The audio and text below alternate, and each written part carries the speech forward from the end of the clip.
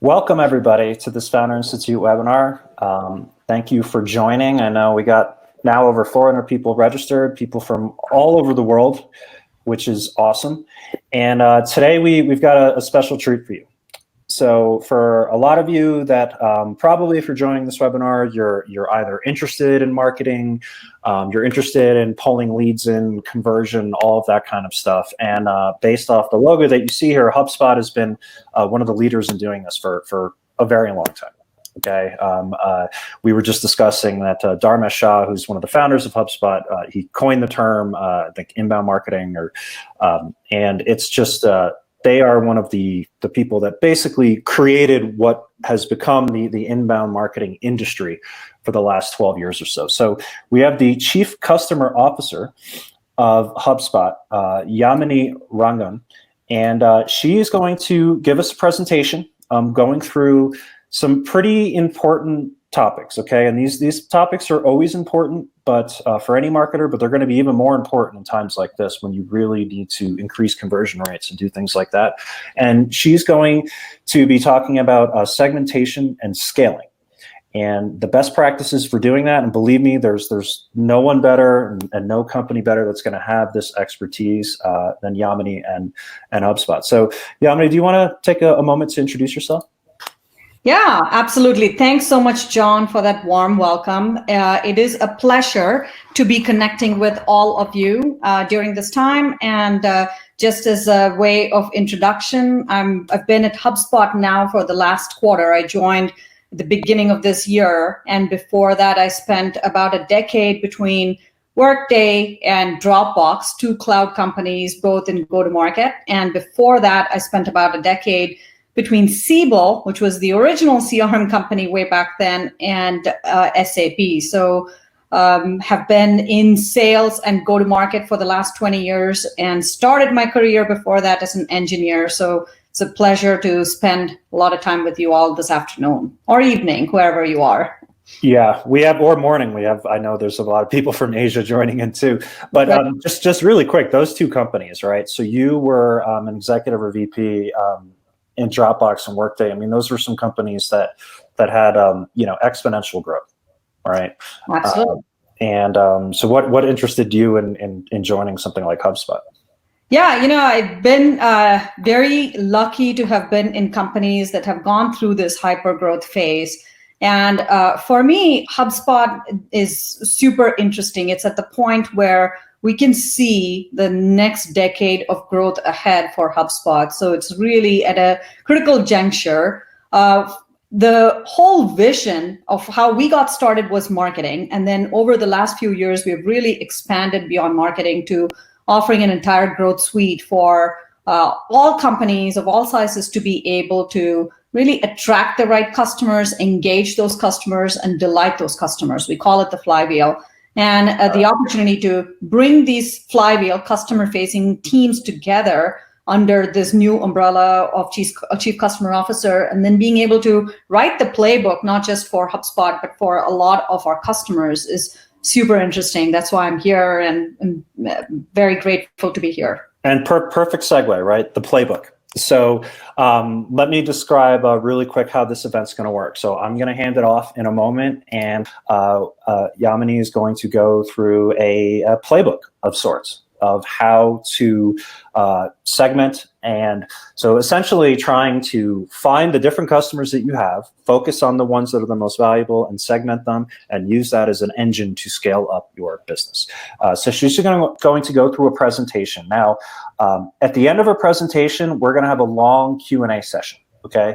So, and this is what I like to tell people with any online event, all right? The whole point of this online event is to answer your questions. All right, there's a lot of videos on YouTube and there's a lot of places you can just watch a video and learn. Like, you're here because we have a great leader in inbound marketing and just marketing in general here to answer your questions. So please, at any time, don't be shy during the presentation. Even right now as I'm speaking, throw your questions into the chat. We have somebody on our team who's in there and they will be feeding the questions to us, and we're going to get to them when she's done with the presentation. So please don't be shy. Take advantage of the opportunities to get some great feedback. Okay, So with that being said, I'm going to hide my face here, and I think we're ready to get started. Well, thank you. Thanks for that warm introduction. And, it is a very interesting time for all of us to be spending the time here virtually. We've gone through a lot of disruption over the last month. We've gotten to adjust to a new reality, a new normal, find some semblance of order in whatever we are doing right now.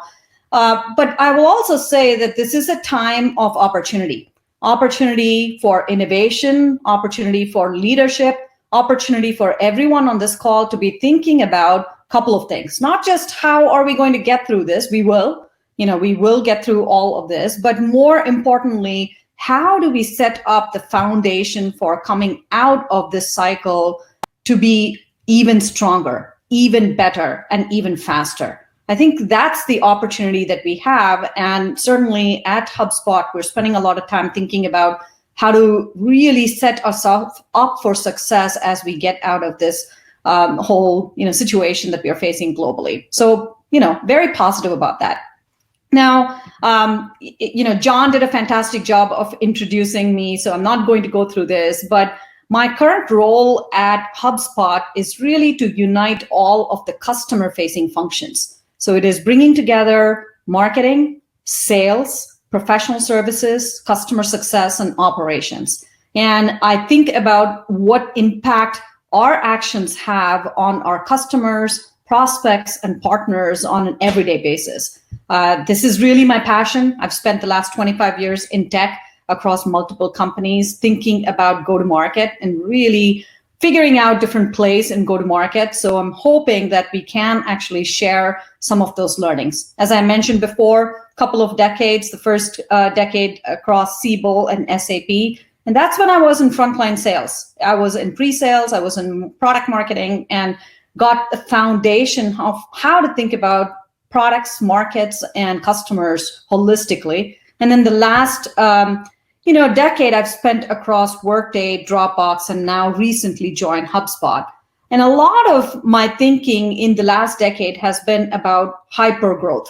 How do we as go-to-market executives and as founders, as critical function leaders, think about scaling and think about the foundations that we can have within our organizations to be able to be successful?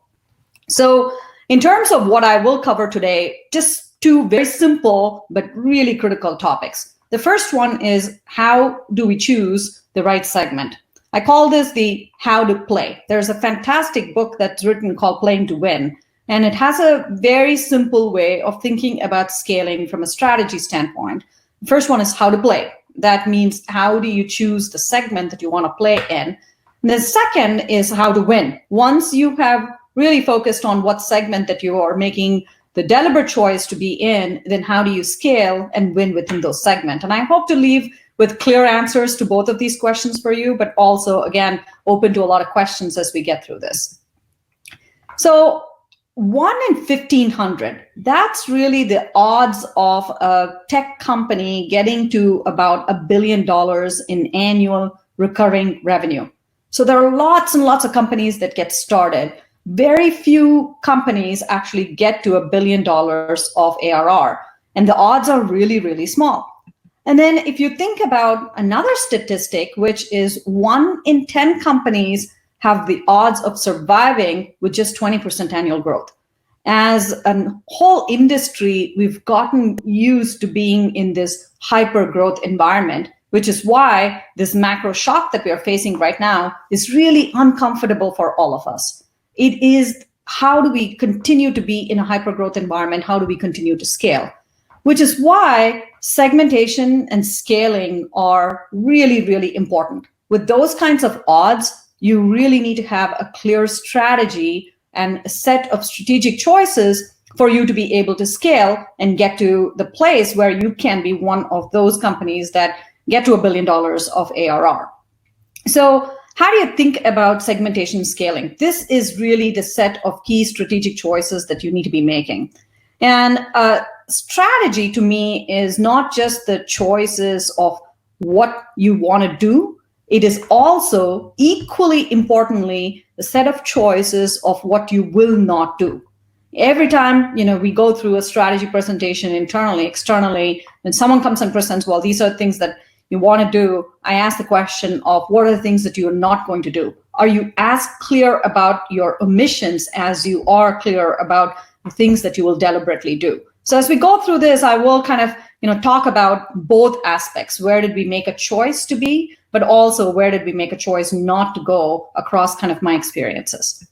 So with that, I want to focus on five key areas, focus areas in terms of the how to win decisions as well as where to play decisions. These are kind of the most important decisions. And I'll start with the first focus area, which is picking the right segment as you think about scaling. Now, I am assuming that you're all in a zone where you have found some product market fit, that you've gone through the process of figuring out what's your product, what's the market, and you have a fit. And then you are now at the point of thinking about what's the right segment. And anytime we talk about the segment, the categories become really, really confusing. You will hear the term, SMB, mid-market, enterprise, corporate, like the terms are all over the place. But I will also say that after 2 decades of working in tech, no two companies have the exact same definition of what the segment is. One company might define SMB as less than 100 employees. Another company might define it as less than 20 employees. One company might call enterprise as, 5,000 employees and higher. Another company might call it as 1,000 employees and higher. And honestly, there is no standard way or standard definition for how the segments are actually categorized in most of the companies. So you got to bring it down to basics. And to me, the basics in terms of picking the segment actually comes to your buyer. Who is your buyer? Who is your customer? Who is your buyer? And what is their persona? And how do they make decisions? It really boils down to that. And there are, across all of the companies I've been part of, very clear differentiation between what SMB buyers do versus what enterprise buyers do. So if you take the priorities for small, medium businesses, it's always immediate. It's always time to value. It's always something that needs to happen now, in the next month, in the next quarter. Whereas if you take the priorities for enterprises and larger organizations, they tend to be over a certain period of time, really associated with the strategic goals they have.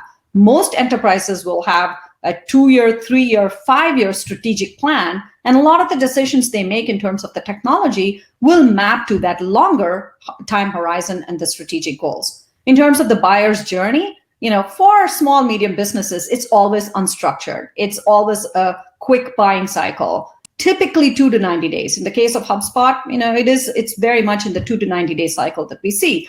Versus enterprise, where it is a defined process. You will have a process that every enterprise follows, and it's clear buying stages that you'll have to go through and understand what that process actually looks like. From the decision maker perspective as well, clear definitions and clear differentiation between both of these. Typically in small, medium businesses, you're dealing with the CEO, the sole proprietor, someone who's actually leading the organization. That person makes the decision 95% of the time. You may have one other person within the process, but in the case of enterprise, you have multiple stakeholders and requires a lot of consensus building, and it is very, very different. And finally, in terms of the message content, how can you actually attract these kinds of customers? SMBs tend to go to, forums to be able to look at information, search information, and then make the decision.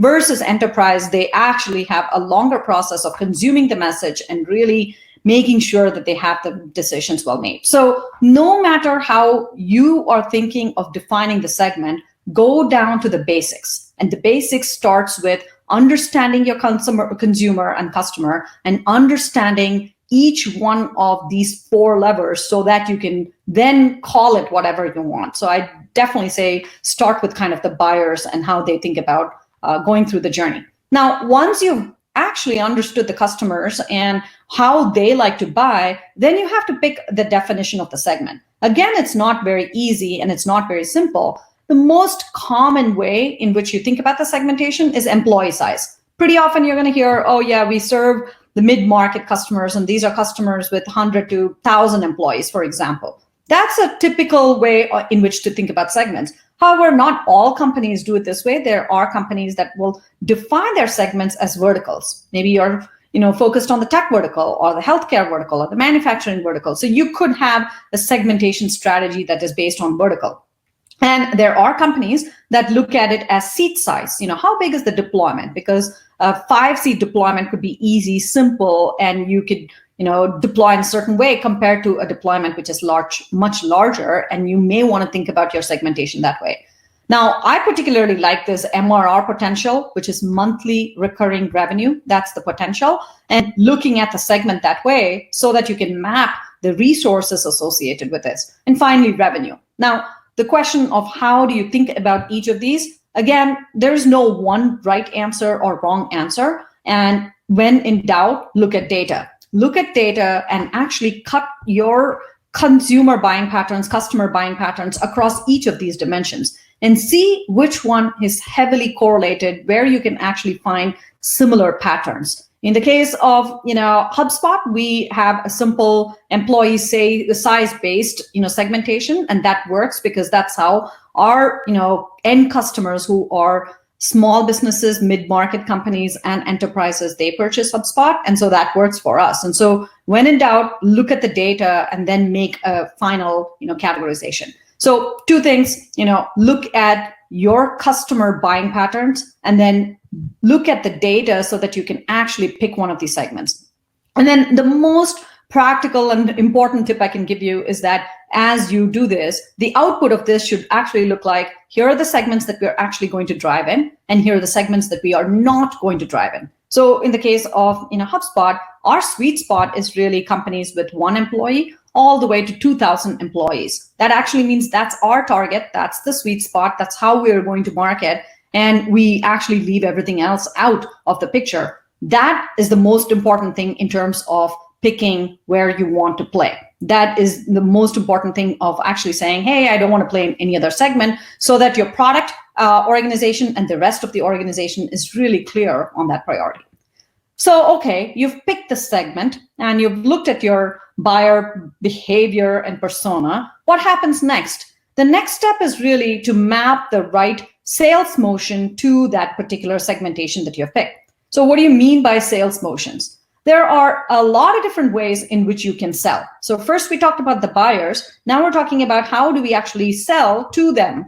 And there are multiple ways in which you can do this. First one is product-led or self-serve, which is a lot of your end customers might be perfectly fine coming to your website, providing a credit card, purchasing all electronically, and that's completely fine. In the case of Dropbox, 90% of their revenue was self-serve revenue. The second is chat-based. There are organizations that will actually use a low-touch sales motion to be able to close your deals on sales based on chat. And this could just be helping your customer answer 1 or 2 questions so that you can drive a high-velocity sales motion. Now, Atlassian actually uses this model. They spend a lot of time on helping their customers answer a few questions and then use that opportunity to close sales. Partner-led, Microsoft, VMware, lots of companies actually use a huge partner channel to be able to drive the sales motion. And then sales rep driven. Of course, that's the most common. You hire account executives and you're able to service your customers. So what is the most important thing here? There are a couple of things. First of all, again, when you look at your customer buying behavior, certain customers, maybe you're serving a developer community. Well, developers are completely good with going online and purchasing online versus maybe you're selling to marketeers and they may need a little bit more hand-holding. So it really depends on who your end customer is and what their propensity is to use certain channels. So you got to start with the data again there. That's important. The second most important thing when you're looking at this is avoiding sales conflict. What you really are looking at when you're trying to figure out what sales motions to use and which segments is you don't want conflict. You don't want your partners and your direct sales team going to the same customer, trying to sell the same thing, and there's conflict in terms of who is approaching who first and therefore who wins. You do not want to do that. So think about each of these sales motions driving incremental ARR. So if you figure out a segment, once you pick your segmentation strategy and you know certain, part of the segment can buy electronically, then actually set, a non-conflicting segment for your sales reps to go after. Maybe the, easiest one, the simplest one is the smallest number of employees and they buy through self-serve, or, you can actually look at the land and expand motion where the land happens electronically and the expand happens through sales reps. So again, breaking it down into fundamentals, start with the buyer experience and how they think of the purchase process and map the sales motion. And second, make sure that you're avoiding conflict as you set up multiple sales motion. And so practically speaking, one of the most important things to think about is handoff between these sales motion. So an example of this, maybe you have great viral adoption. So you start with viral adoption and you land within companies, using a complete self-serve motion. And then at the point of expansion of those opportunities, maybe you think about having a sales organization that then becomes very targeted in terms of their efforts, leading your customers through a full deployment. Now, this is not the only way to think about handoffs, but what you do need to think about is handoffs. How do you hand off from one sales motion to the next motion, avoiding as much conflict in the process as possible? So that's kind of the second area. The third focus area as you go through this is really mapping the right resources to drive productivity. So a number of you are founders, chief executive officers, and key, folks within companies. And how many times, in your phase have you been asked the question, how many sales reps do you have? And how much are you growing your sales reps by? All of us in any go-to-market related function will get asked this question. How many reps do you have? And how many are you going to hire? What is your growth plan? And everybody is focused on the number of sales reps that we hire.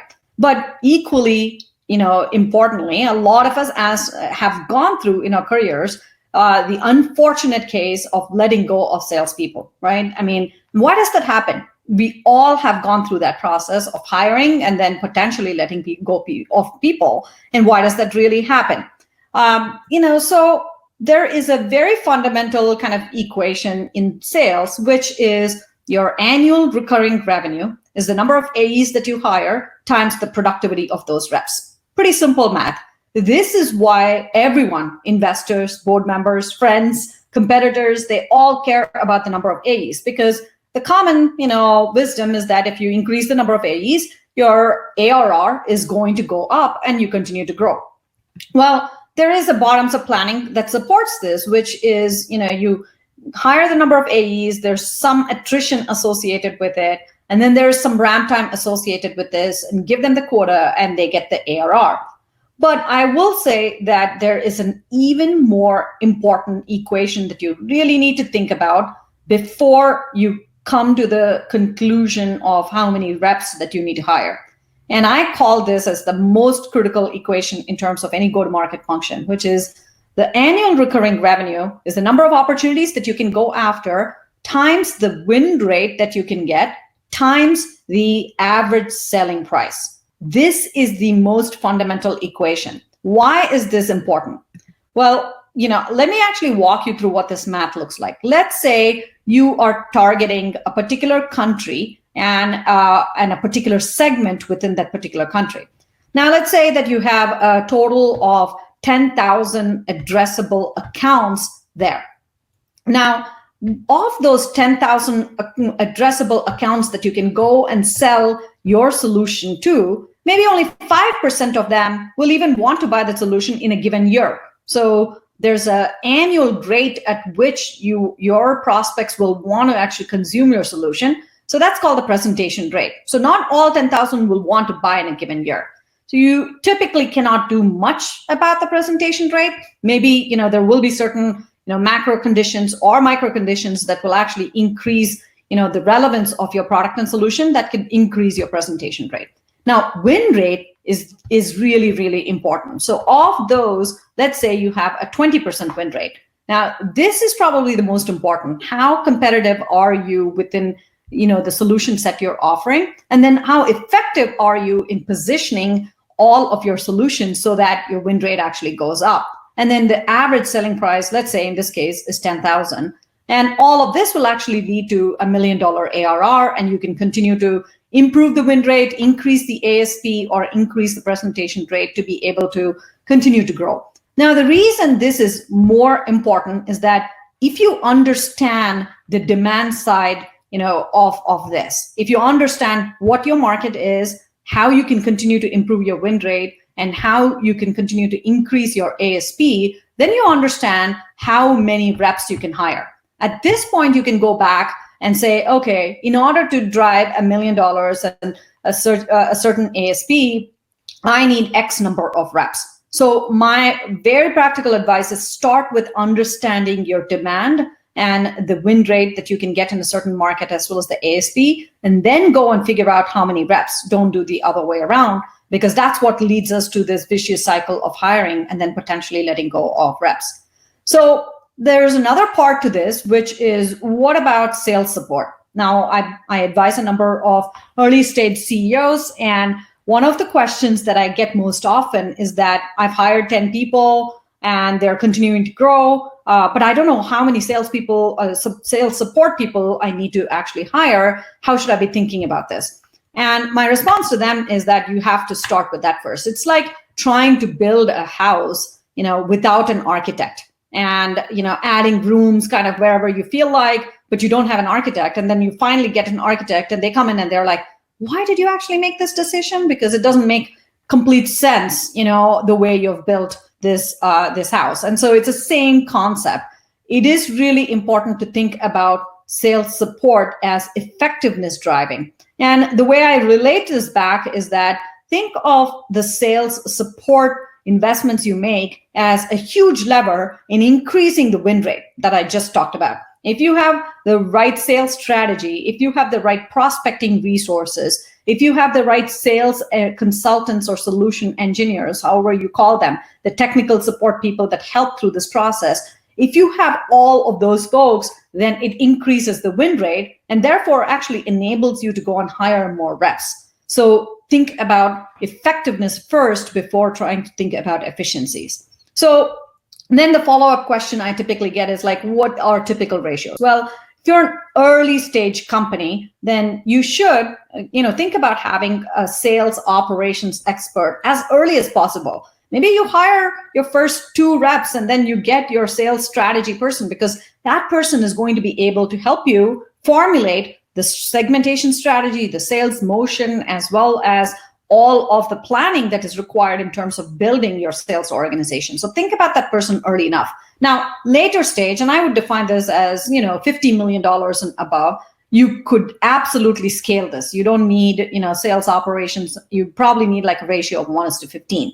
Same thing with business development reps, which, are prospecting reps, and they help with the early qualification and bringing the right people into the sales process. And think about in early stages, actually investing more, and in later stages, scaling it to be much more efficient. Same thing with solution architects. These are the folks that are technical, help answer questions in terms of security, in terms of compliance, in terms of a lot of things that would help you improve your win rate. And think about early stage investments and later stage efficiencies. This is really counter to what a lot of companies think about, because they're thinking how to preserve cash and how to kind of be very efficient.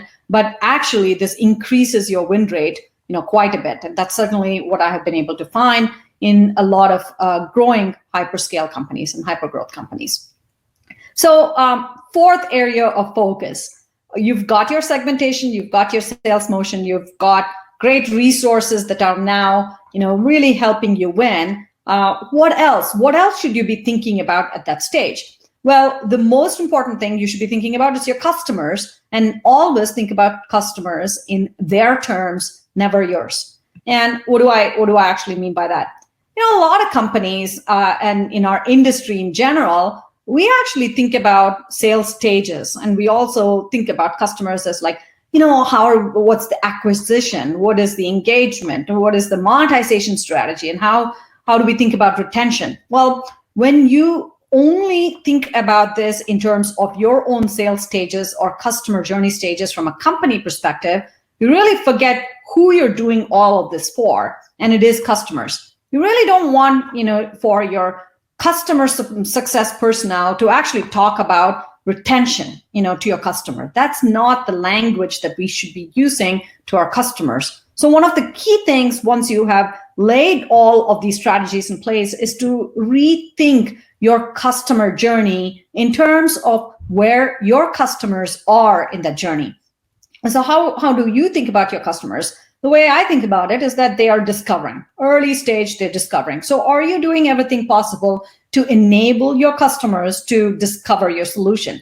Then, in a lot of cases within SaaS and other industries, we now have trials. Everything has a trial. So our customers are trying our software. So what can we do to be able to help our customers try?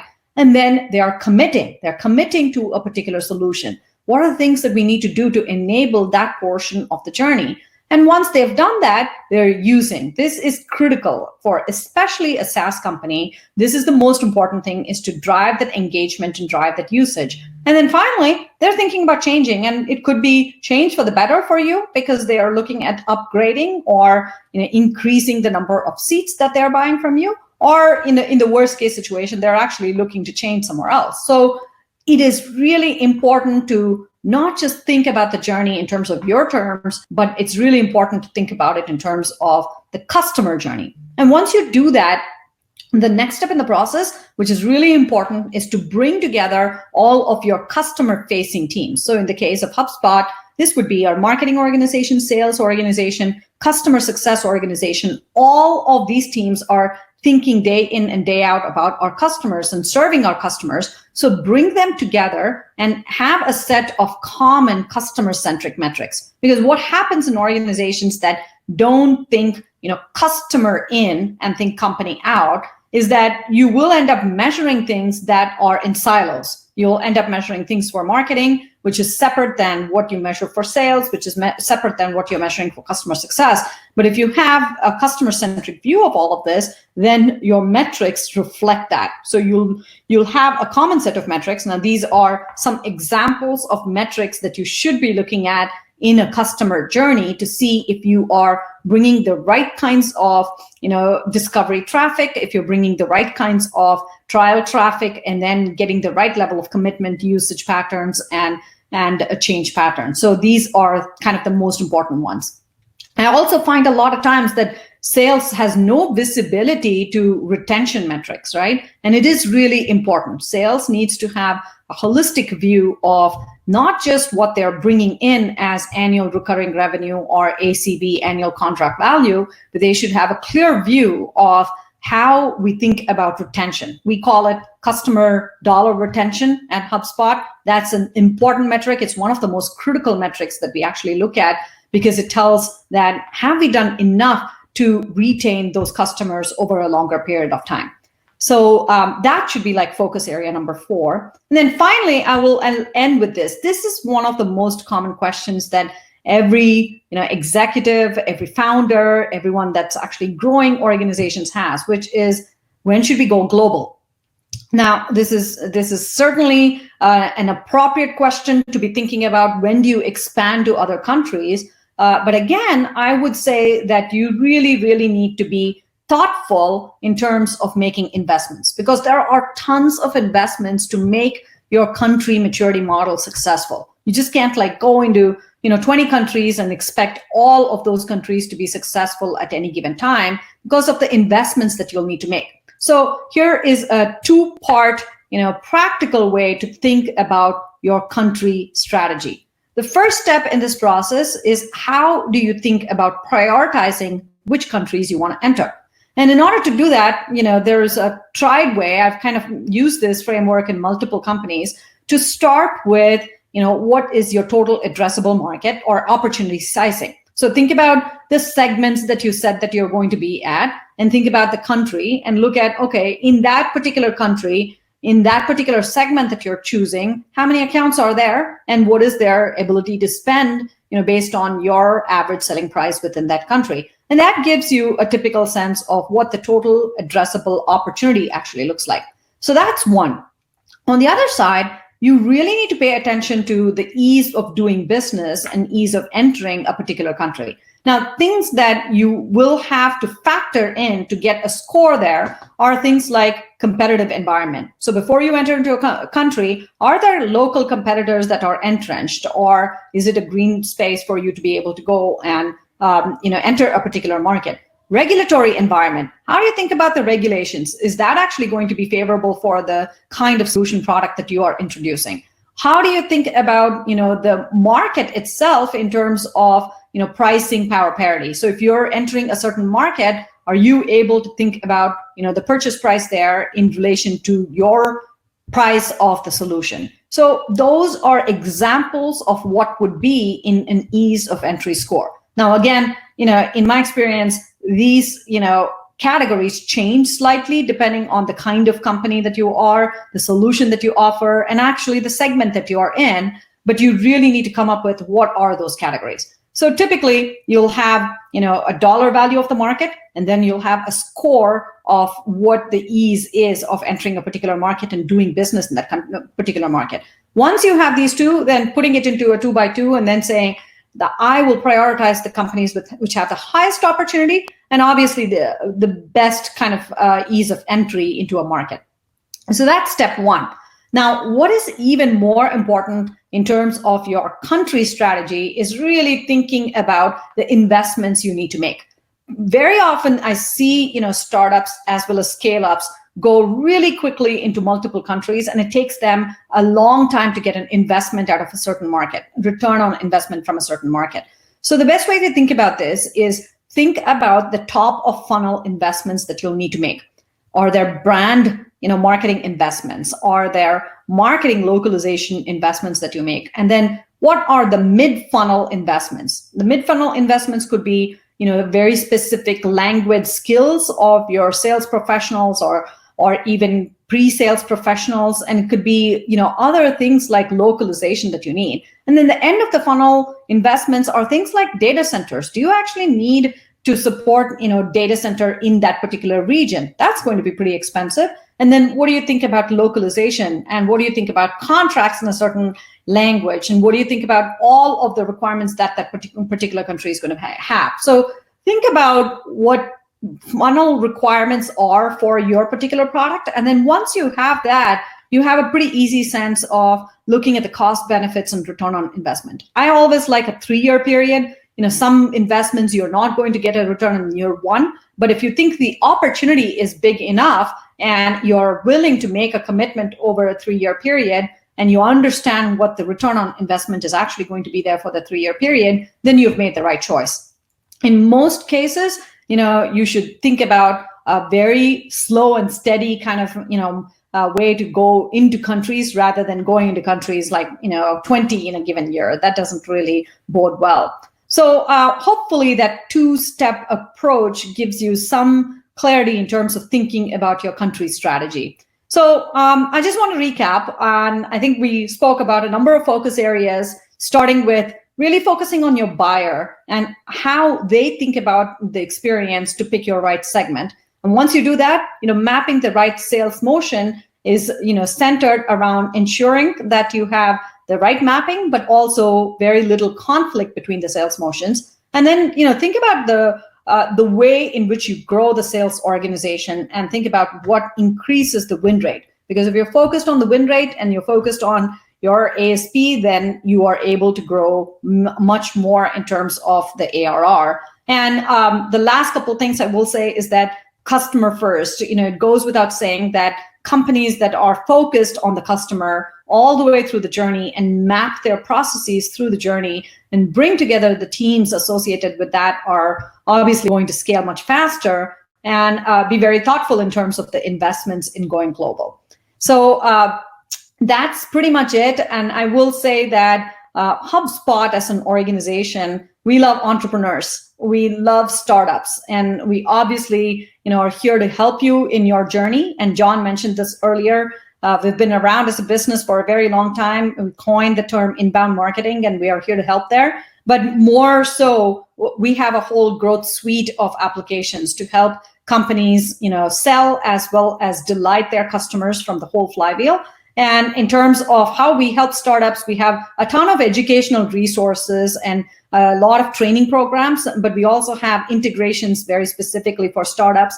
And we have, great packages and pricing associated with startups and helping you scale. So there's certainly passion from both myself as well as our team in terms of helping entrepreneurs and startups in their journey for growth. With that, I will pass it back to John, yourself. All right. Yep, I'm here. That was great. And we've got some good questions in the chat. So please, if you do have questions, we definitely have, and I'm going to put us in the big screen here. I'm going to put you in the big screen. So definitely a lot of good questions coming into the chat. So let me just start really quick with, and this is kind of the big thing that I pull out of it, right? I work with a lot of startups, and the concept of thinking, it's kind of a combined thing, right? Thinking in the terms of how your customer's thinking, right? And then in combination with that, also thinking and how they're thinking at every given time in the sales process, right? Because most startups will just be like, oh, here's my customer, here's what they want, right? But actually, yes, you get them in that first stage, but then their interpretation of that is going to change over time, right? So is there any like feedback or tips you have on how somebody can start to think in the terms of how their customer's thinking? Yeah, I mean, look, there are practical things that you can do, and then there are holistic things that you can do. And I do agree with you, John, that there's two things, right? Like, thinking holistically versus thinking in just like initial stages. People will kind of, just go into how am I going to sell or how am I going to market, right? I think practically, I will just say, like, every one of you as executives should be spending time with your customers, right? If I look at how much time am I spending with customers, even having very tactical things like follow your customer home, right? Like if they're using your product, go and sit down with them and just like look at how specifically are they using, the product. And that gives you a much better sense of looking at the entire customer journey than looking at just statistics and data and so on. So start with that and, have a customer-centric approach in almost everything you do. At HubSpot, we call it solve for the customer, SFTC. This is like ingrained in our onboarding. Every single person who's coming into the organization solves for the customer. So building it into your culture and building it into your way of thinking so that whether you are a product designer, a UX designer, or a product marketer, or someone in customer success, it's everyone's job to actually be thinking about what it means for the customer. And then, go through the kind of exercise that I just, said. In a couple of the organizations, I've led exercises where we literally map the entire customer journey and journey through the digital side, but also the interaction with our, employees. So what is the actually every phone call, every visit to the exactly. Right? Exactly. And that's basically what I would say. And then once you have all of that, then you will get like a holistic picture, not a disjointed picture. Right. And definitely you guys have it down. You guys have like a black belt in it, right? And a lot of the startups on the line here, just trying to get them looking at it in that mindset. I agree. Doing it from the beginning, right? Putting yourself in the customer mindset, then you can understand, okay, they received this email, they did this, then what? Now their concerns may be different, or where is it going to go from there? So let's see here. I'm going to start getting to some of the questions. There was a Caroline and Kenyetta, both are asking, if a company's pre-revenue, should we also be thinking about hiring a sales rep rapidly in priority, right? So trying to go into actually starting their business, building their business with this mentality. I have an answer to this question, but I would love to hear your answer. No, go for it, John. I'd love to hear your answer. Okay. Well, my answer is that sales is the basis for everything, right? It's basically what you were saying. Most founders, maybe you don't consider yourself a salesperson, but when you're a team of one or two, you're a sales force of one or two, right? So it's like you said, it's the customer focused thinking every single step of the way. So I 100% agree with you. A lot of companies are not going to be able to hire salespeople first, but that just means that they need to be the salespeople, right? Yep. And then they do that. They understand what the actual problems are in correlation with actually building the business and the product. And then once they have, they've achieved that initial growth, and they sort of have the luxury of starting to hire other people to do it, so then they can grow faster. Absolutely. Absolutely. I completely agree with you. I think if you are, pre-revenue, you are the salesperson. So all of the thinking that we just talked about, apply to yourself and figure out what are you, what is your approach, because you are the salesperson in that case. Yeah, for sure. So, again, this is something that I see a lot. I mean, any feedback on how people can really just start to break down that customer journey? I mean, as they're starting to work with customers one-to-one, I mean, are you seeing them just literally plotting it out on a Google Doc or a Word doc or whatever, like every single thing that they say? I mean, how much detail should they really be getting into when they start to plot that out? Yeah. I mean, here's what I would say. There's like two different approaches. The first one is literally, go step by step and think about, okay, here's where the customer enters, and this is exactly the first set of pages that they see online, and then here are the interactions. This is when BDR, business development representative gets involved, versus here's the AE and here's the handoff. And what I would say is take the first couple of deals, right, and just trace back all of your customer journey. So that's one way and one approach. The other thing, and by the way, sorry to interrupt, but even if they don't pay you in the very early stages, right? Because you just need to understand that process, right? That's exactly right. Like, I mean, this is about, as early as you can get this customer-centric thinking, the better. And literally, there's nothing better than like retracing the steps of your first, target customer, your pilot customer, and seeing how they actually went through the process and what worked, what didn't. Now, I always say like 1 is a data point, 3 is a trend. So, if you do this for like your first few, and by the time you begin to see the same set of patterns that's coming, then you exactly know what's happening. The other thing I would say is that a lot of times, you need to be thinking outside in, and you should be thinking, okay, you know what? I want to be the Apple of my world, right? Like Apple retail store didn't come out from actually going and tracing how their customers were buying. They basically said, here is how we are going to disrupt. We talk about that as disruptors, customer experience disruptors. Don't think about just retracing. They say, fundamentally, how do I improve this? And that's another way of thinking. And there you use design thinking to be able to say, you know what, I am going to redefine this for my solution. It's not going to be the same process.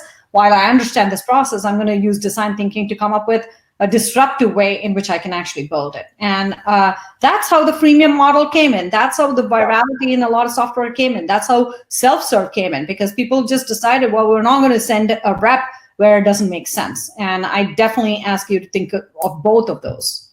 For sure. So Fasi asked, as a startup, so let's say that you're starting to go through that customer journey, right? You're starting to really try to put yourself in the eyes of the customer. Like, what are the signs that maybe what you're doing is not going to work, right? Maybe you need to pivot or something like that. I mean, I'm sure you've probably seen that in some of your clients or the businesses that you've been in, and how maybe can you react to that kind of stuff? Yeah, I mean, look, we are living in a business where, times where it's like our business is mostly monthly business. Like we need to be making decisions on a monthly basis. And then when we go through macro shocks like this, we are looking at our business on a daily basis. And so, what I would say is that understand what are the right leading indicators for your business. Because at the end of the day, whether you are a revenue company or you're at the stage where your revenue is growing, or even pre-revenue, you know what the success metric is. If you're a pre-revenue company, the number of customers that you're signing up is your kind of indicator, right? But if you are a revenue company, what are your leading indicators? How do you think about the leading indicators in terms of how many leads are you getting into marketing? How many of those leads are converting into early stage opportunities? How many demos are your first 2 reps doing, in order to drive it? And is that efficiency getting better in that process? And what does that close rate actually look like? So think about your entire funnel, and those are the key metrics. And actually, I will also say that this customer dollar retention, like how long, and maybe you haven't been in business for a very long time, but you still need to look at engagement and usage patterns of your customers. So I'd say to all of you to think about what are the leading indicators of the business and look at it on a weekly basis and definitely on a monthly basis. And when you see those leading indicators, you understand the leading indicators and things are not going well, then pivot. And again, go back to kind of, do I have product market fit? Yes, great. Am I selling to the right segment? Yes, great. Do I have the right sales motion? Yes, great. Do I have the right resources? So go back to kind of the same process of identifying what is your strategy, and that's how you pivot. And plenty of times we have pivoted, right? And looking at the business on a monthly basis, you get enough signals in a given month to say, you know what, this model is not working. Now I need to move to install-based sales. Or the install-based sales is not working, I need to move to net new, or this region is not working, so I need to invest my resources in some other place. And so absolutely look at like leading indicators of your business and have a great pulse on that business. And it's usually at the very beginning of that customer journey, right? If the people in the beginning, if the message isn't resonating, then all the other kind of, dominoes are not going to be as relevant, and you really need, no matter how big of a company you are, right? You've built all these systems, and this is happening a lot right now, obviously, right? Yeah. A lot of companies have built systems solving a customer problem, thinking in the terms of their customers that is no longer relevant. Yeah, exactly. I mean, that, if your message doesn't resonate, or there aren't enough people that have the problem that you're trying to solve, then that's exactly where to focus on, right? Like, you have to start there. But if the message resonates, but you are not bringing in the right kind of customer, then you got to go back to segmentation. But you're absolutely right. Like it has to start at the beginning. Yeah, always. And then step by step, right? Yeah. Have you seen any situations where maybe, I don't know, like let's say, and this is a question that I'm curious of too, if somebody's getting a lot of volume or at the top of the funnel, right? Yeah. Where would you still go step by step there, or would you maybe start at the end? Is there any situation where you wouldn't go beginning to end? You would typically go beginning to end, but I will tell you, here is where I've kind of like reversed it. And this does take a while, right? So it might be a company that has been in existence for maybe 3 years, right? And has seen a life cycle of a customer. The place to look backwards is that when your retention is not good, and when your retention is not good, either in a segment or a country, then it means that you're selling to the wrong kind of customer. So you could be selling, and your revenue and your annual recurring revenue could be growing, but your retention is so poor. We call it the leaky bucket problem. Well, if you have a leaky bucket and everything that you're filling at the top, you're kind of like losing through churn at the bottom, it'll take you a couple of years to figure out. But if you see that, then you got to reverse engineer. That's when you start at the back end and say, okay, who are we not retaining? Which segment are we not retaining? Which country are we not retaining? And why are we not retaining? And therefore, how do we go backwards and fix, who sales is selling to? Maybe there is a, customer fit issue that we're not dealing with early on. So that's probably the situation I've kind of had to go backwards. Exactly. And sort of the further you are, or the closer you are to the beginning, the more fundamental it really is to the business, the more strategic it is versus tactical, which, as you go down the funnel. So so somebody had a question here. Was it Maureen? Obviously you have a lot of experience with hiring salespeople and using salespeople, and I love 100% agree. Like, don't, with salespeople, I would keep going until it breaks. You know what I mean? And then you can hire more. But do you have any opinions on commission-based sales or anything like that in terms of not only performance but retention of talent?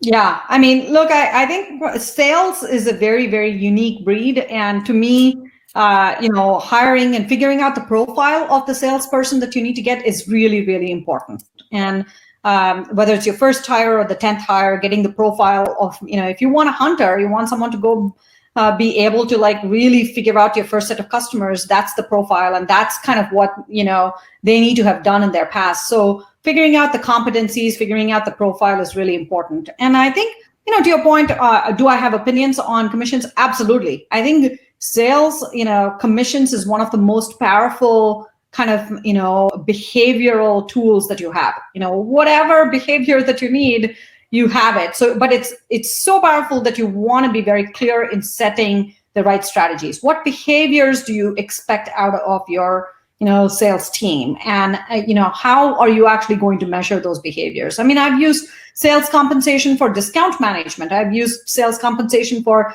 cash collection. I've used sales compensation for almost any behavior that you need. And so think about and mostly it is commission based. I think a lot of folks will tell you the industry goes after like a 50-50 base in commissions, or a 60-40 commissions. That's kind of standard in terms of the industry for a pure sales role. Now you will have in certain cases more complex sales roles that do multiple things, and then those vary. But that is powerful. Having 40% of someone's overall target earnings be part of commissions. You have to think about, what do you want to incent? What are the right behaviors, and how do you make sure that those behaviors line up with the strategy of the company, and use those in a very, very systematic and thoughtful manner. Right. Yeah. The salespeople that I've ever met, as you've said, they're a different breed.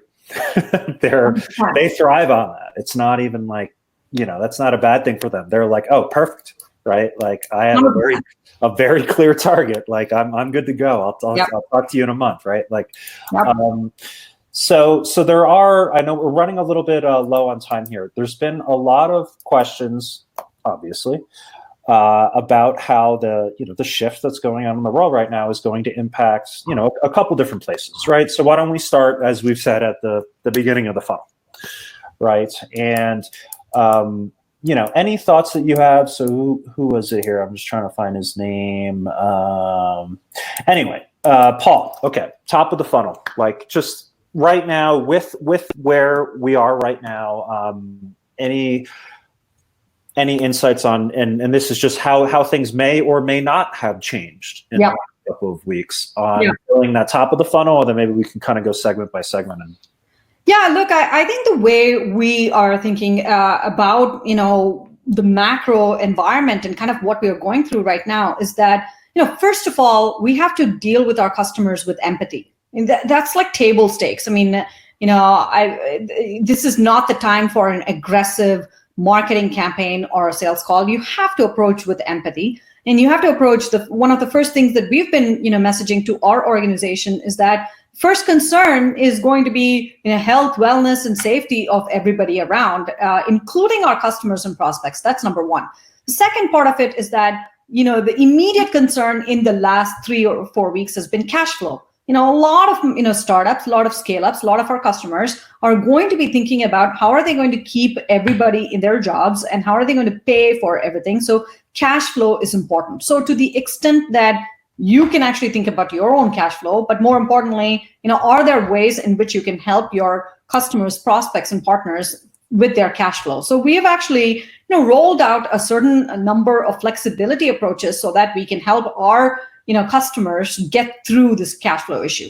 Now that's like table stakes. Beyond that, a lot of the world is now thinking about going digital, or they're forced to actually do it really, really quickly. If they were thinking but they were not prepared, this is the time to actually think about how do you accelerate it. So how do you get to digital marketing? How do you make sure that content is driving a lot of your leads, not events and physical conferences and things like that, which, who knows when that's going to come back. So how do you get to, be a leader in your space with, content, with digital marketing? And then a lot of, customers are also thinking about how do you become an inside sales organization? How do you actually make sure that you're transitioning your sales from field sales to be able to do the right demos, the right conversations with the customers? So we do that. So I take about, as you're thinking about your businesses, think about all of those stages for your customers, and think about how are they making the transitions to, marketing? How are they making the transitions to, sales? And therefore target your messaging, based on those changes. Those are kind of the bigger shifts that are happening. And that's certainly how we are thinking about our customer base.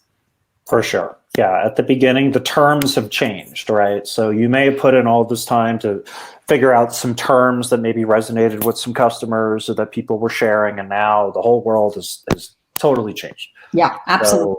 So it's really, again, I mean, something like this, when in times like this of disruption, it's just a matter like it's changing. So the people that to start to figure out what those terms are becoming, or how they can shift their product to fit what the new needs of the market are, right, in the beginning, to create the core and then to move kind of through the funnel, I think are the ones that are going to come out on the other side of this and really take advantage of whatever this new world looks like.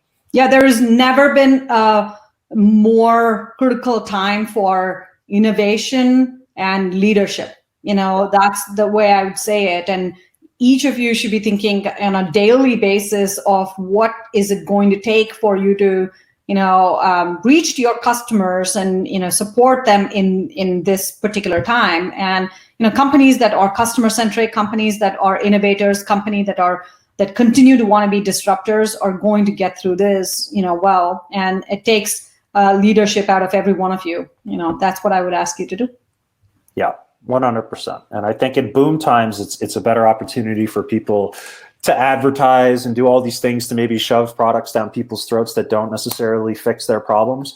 But right now, every consumer, probably everyone on this call, you're very focused, right? On whatever, your profession, your family, whatever it is. Consumers are going to be the same way. They're going to block out all this stuff. So if you're not focused as well, then you're going to have a hard time. Absolutely. All right. Well, that was great. Thank you, everybody, for joining. So here's what's going to happen now. Okay, we are going to send everybody a video of this presentation. So I know that's been a very common question because there's been a lot of great content. So you will get a video. And yeah, thank you, everybody, for joining, especially Yamini. Please, honestly, that was great. I learned some stuff too. I've been recently using a bigger than normal notepad. This is actually one of your drawing notepads because I've been taking so many notes on some of this stuff. So awesome. Thank you so much for having me. And I wish everybody just great health, well-being, and balance in your life. All right. Thank you. Thanks a lot. Take care.